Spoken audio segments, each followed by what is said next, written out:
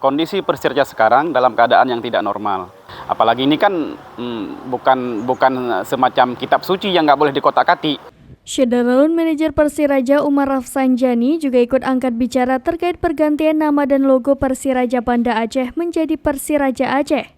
Umar menyampaikan bahwa pergantian nama dan logo telah masuk ke dalam situasi darurat atau dalam konsep Islam bisa dilakukan karena keadaan darurat, sehingga bisa laksanakan melihat kondisi saat ini tidak mendukung menggunakan nama sebelumnya. Kepada serampinews.com di Stadion Haji Murtala pada Kamis 12 Januari 2023, Umar Rafsanjani menyebut dirinya termasuk orang yang tidak menginginkan nama dan logo Persiraja diganti. Namun, kondisi mengharuskan hal demikian dilakukan.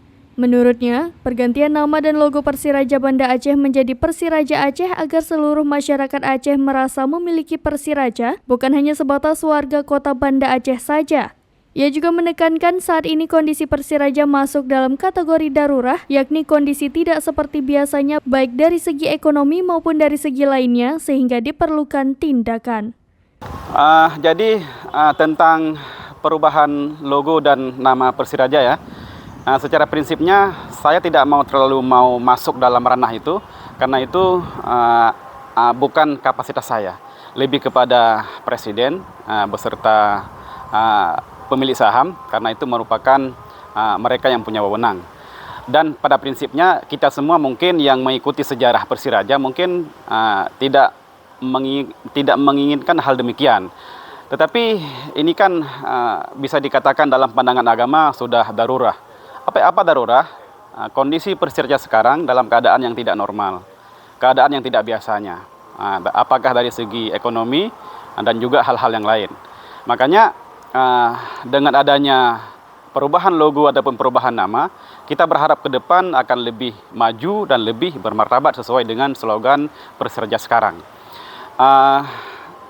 Kalau ada orang yang yang mengkritik, yang mengatakan ini itu, ya kita terima saran dan kritikan itu. Tapi kan pada prinsipnya, kalau saya pribadi ya, ketika ada yang mengatakan jaga sejarah, jaga fakta itu, ya kita menjaganya. Tapi masalahnya sekarang yang jaga itu siapa?